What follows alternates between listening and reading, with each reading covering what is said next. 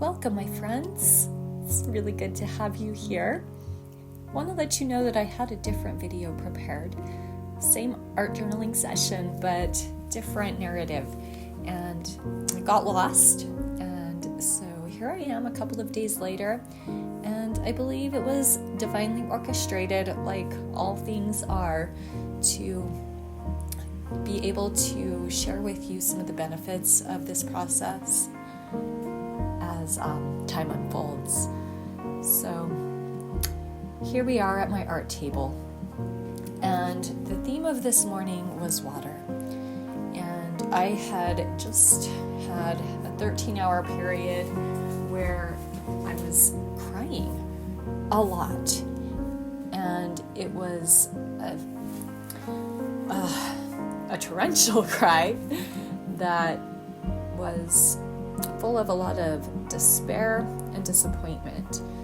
And it was really specifically focused around some memories, not a particular time period, but a running theme in my life that started from birth and has followed me through these 51 years, sometimes more active, sometimes more dormant, but always there. And for those 13 hours, I cried and wept and wondered and kind of thrashed against the sensation of feeling like this thing, this energy that was not currently active. There was no new drama or trauma being added to my life circumstances from this theme, but the effect it had on me was still really pervasive. And during this session of crying, pretty much nonstop, was a lot about, am I going to be stuck with this for the rest of my life? And if so, I'm really going to be stuck. And so, not surprisingly, when I came to the art table, I came with the focus of heal. And there's a lot of water in this video, a lot. I already wet my paints, and then for some reason I didn't feel like they were wet enough, so I got my watering can and filled the bottle even more, because apparently wet wasn't wet enough, and filled up my spray bottle and went at it again. And here we are, getting the colors wet. I wrote down a few things that morning. It was a few days ago, so let me read it to you. Sometimes this type of meditative painting opens the floodgates. Perhaps you've gotten used to walking on dry, barren ground. You've learned to survive with the bare minimum of resources. You have enough food, clothing, shelter. Just enough. You were managing okay. You've even carved out a little time for yourself to paint. And so, you go to the table and you prep your surface and you get out your paints, you get out your brush, you fill up your mugs with water, you do your thing, you light your candles, you place your stones, you draw a card, whatever gets you set up for your session. Then you select your brush and you dip your brush in the water and you swish it around. Dab your brush on a sponge to remove the excess, or so you think. You follow your brush to the color that raises its hand and says, pick me, pick me. You swirl your brush around a few times in that chosen color. You notice your brush picking up only what it can hold and leaving the rest for another day. You hold your brush, and you you see choices. You decide, and you drop the color in your mixing tray. You dip your brush in the water, you swish it around, and you dab your brush on the sponge. And so it continues. Eventually the color will be ready to move onto its new home on this prepped paper. You've set your intentions, you want to heal. You notice some reservation, all the doubts, all the memories of past times you've set out to heal, and here you are, still trying to heal. Those bodily sensations that feel like clenching, they grip tight. You are determined, and you take a deep breath, and you exhale, and you paint an oval.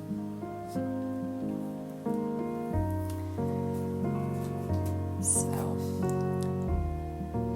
in the process now, we've moved to the hair. And as I paint, I am thinking about my body. I'm thinking about my thoughts. I'm thinking about the page. This is an entirely different type of painting than other types that are equally as important, but intended for different purposes. Sometimes you're going to watch tutorials that give you a step-by-step on proportions and color mixing, and there are so many fantastic artists online, and I encourage you to find your favorites and study their techniques so that when you come to do your meditative watercolor painting, you know your basics. You have your foundation for opening up not just your artistic abilities, but you have the foundations in art to be able to exhale and inhale and exhale into this process of deep internal healing.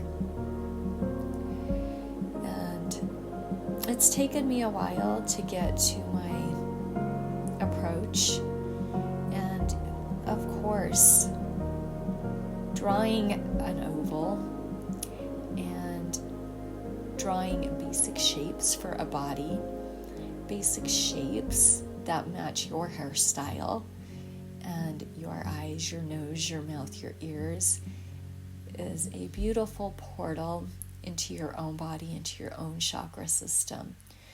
And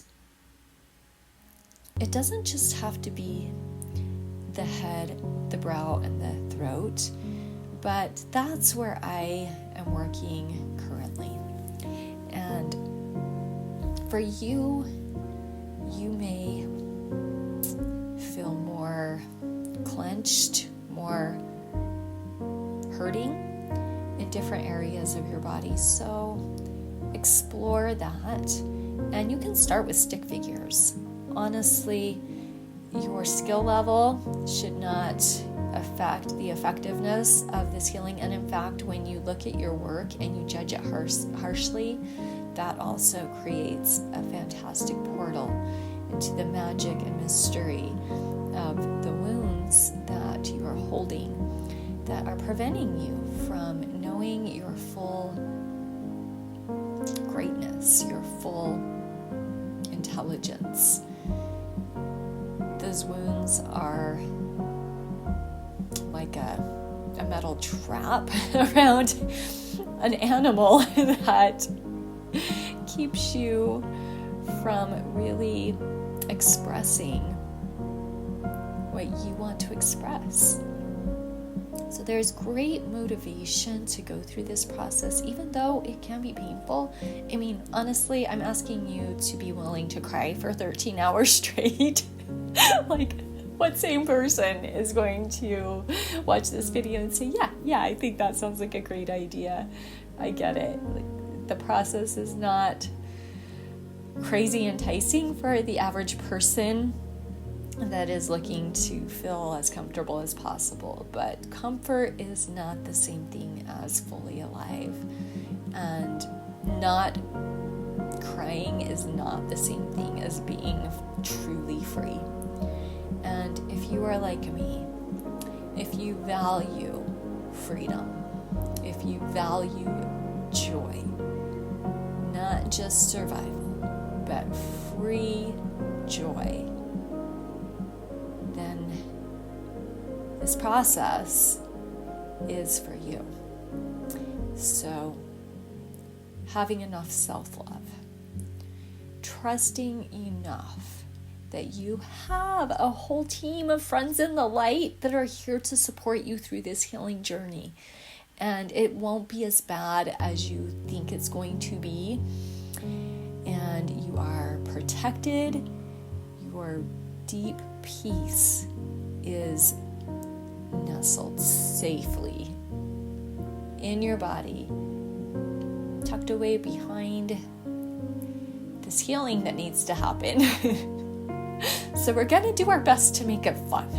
And we're going to do our best to make it cool. And ways you can make it fun are props.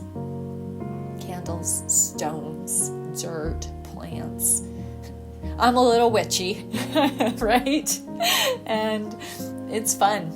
These are the toys for girls. Boys have balls and sticks and scoreboards, and we've got all our themes, right? All our trinkets and our earth elements.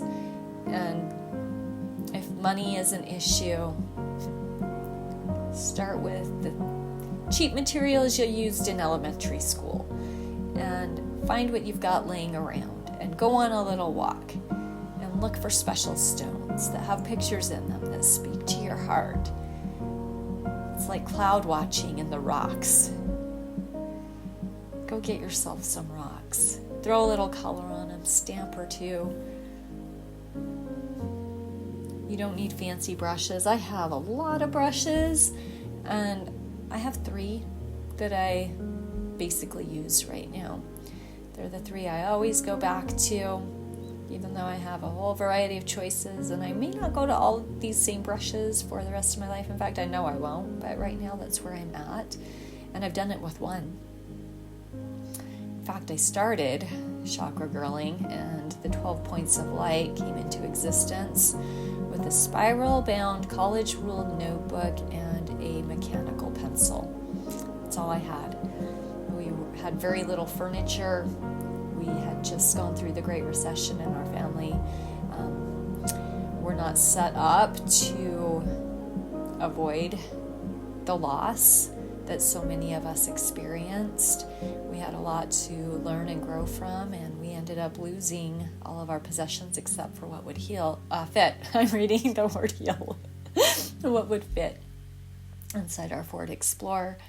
And we had 2 teenage daughters living in a 1-bedroom apartment in a fairly affluent area, and it was embarrassing and disappointing, and I couldn't understand why it had happened to me. And I had spent a lot of time leading up to that studying the law of attraction, studying positive affirmations, looking for truth, doing a lot of self-improvement, and it didn't track. What our experience wasn't tracking the way I thought it should, based on how I was spending my time, what I was studying, what I was learning. And what I realize now is that my higher self and all my friends in the light had a bigger unfolding designed that I needed to surrender to in order to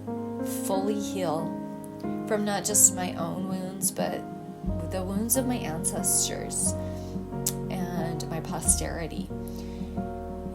It is a process, and those of us that are chosen for the particular role of healing the breach have to be thick-skinned and tough and resourceful. And my resources were that spiral-bound pad and a mechanical pencil, and so I sat down and I asked my friends, what now? And that's when I drew my first stick figure chakra girl, and I drew the chakras going up her little stick. And little by little I was given tips, tricks, tools, trades, ways to heal. And it's been a long, grueling, and beautiful, and joyful, and magical experience. I've been taken on paths that I never would have chosen for myself, but I didn't even know they existed, so I couldn't choose them. And that's part of the magic and the mystery of this, is when you really settle. And here, I would like to stop here for just a moment, because this is the gift that came to me this morning. This insight is the important insight that is important enough that I had to re-record everything leading up to it. And I don't want to miss what we are to take away from this. So this painting here gets really, really wet. It gets really flaky. The paper starts to peel from the page. It actually looks really ugly, and I don't like this painting when I look back on it. It is full of mistakes and way too much water. It's nothing that anybody that walked by would think I did a good job. Like, they would have thought that I just was like very unattentive. But I was going through a deep healing process, and the finished product on this page just shows you what I went through. But this morning, as I sat down, what I realized is that we're told to surrender, right? If you're on the spiritual path, if you meditate, you're not a stranger to what surrender means from a divine perspective. But this is what I was told. Remember, surrender to this present situation because, so we're children, right, and big bodies, and we want to know why. So here's the why. Because your higher self has organized it for your deep healing and highest achievement.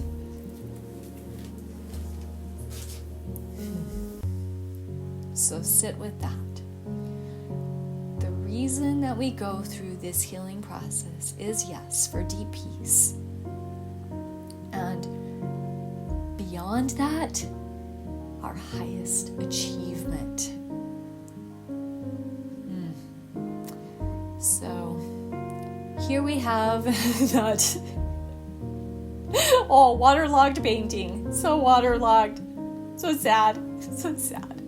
And then this morning, the new insight.